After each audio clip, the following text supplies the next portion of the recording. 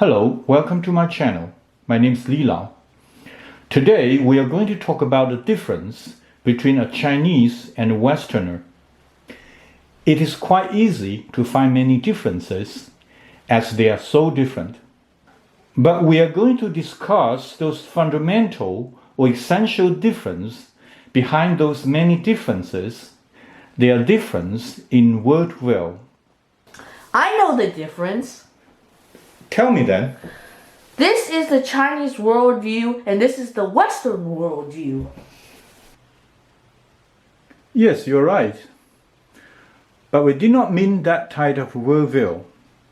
The worldview we are discussing refers to the most fundamental beliefs and assumptions people have about the universe.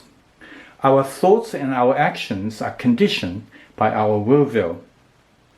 It sounds like a philosophical stuff, something difficult to understand. But today we are going to present you in a very simple way. We summarized a Westerner's worldview as one, and a Chinese worldview as two, or more precisely, sacred one or holy one, and secular two or worldly two. Generally speaking, Plato's idealism represents a Westerner's worldview.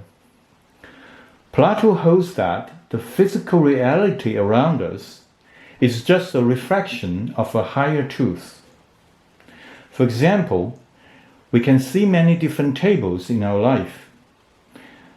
They are old one, new one, blue one, black one. Some are made of iron, others are made of wood. Some are broken, some are brand new. Plato argues that all these particular tables are unreal and imperfect. They are only the reflection of one table, the idea of table, which is invisible, eternal, and perfect. For the same reason, many other objects are reflection from their corresponding ideas. All ideas are perfect and good. They originate from one ultimate idea, the idea of good. Sometimes it is just called the One, the highest absolute one, which was later developed into the concept of God in monotheism religions like Christianity and Islam. Though ancient Chinese didn't deny the existence of the supernaturals, but they preferred to stay away from them, focusing on the observation of the physical world to acquire wisdom. In China, the yin-yang theory dates back to 9th century BC. It influenced thousands of years of Chinese people, and it contributed the most in the formation of a Chinese worldview. They believed that everything has both yin and yang aspects. Yin represents passive side, while yang represents the positive side. These two opposite but complementary forces interact to create objects and lives in the natural world. They keep them going in constant state of change. They are opposed to each other, but they are inseparable and even interdependent.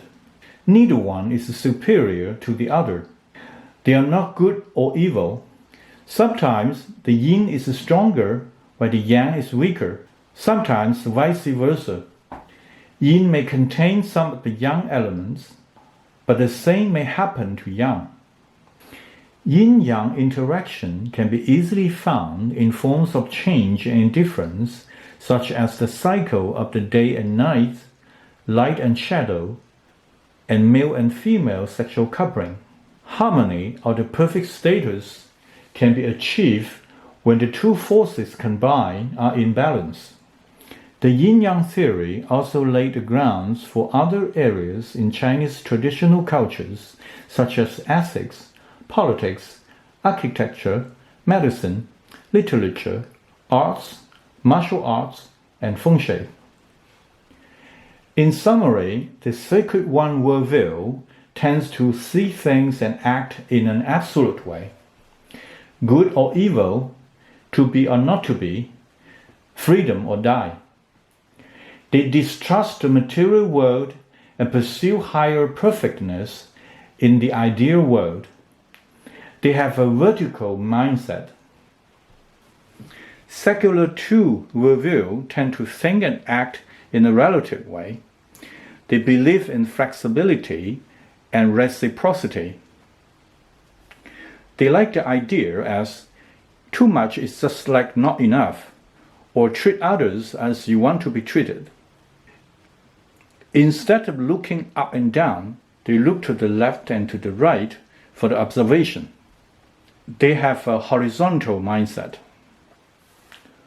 Romans reveal their vertical mindset by writing one as, signifying their sacred one worldview, and then 2 and 3.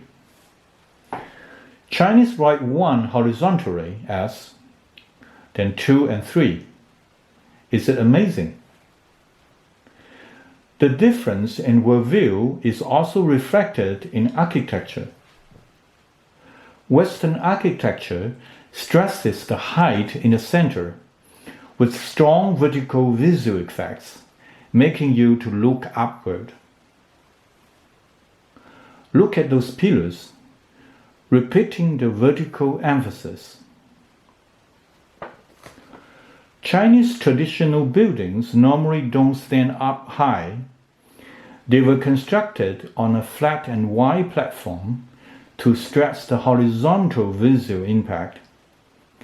They always use secondary elements on two sides to strengthen the bilateral symmetry to reflect the two aspects and balance in yin-yang theory. There's one most frequently asked question on Chinese architecture. Why are roofs curved in many Chinese buildings? Answer can be found in their worldview. In contrast to the two heavily decorated sides, the center of the building is often deliberately neglected with nothing remarkable there. But I see a portrait in the center there. Yeah, you're right. But the portrait is not supposed to be there. It was hung up there quite recently. Nani? Thank you for watching. See you next time.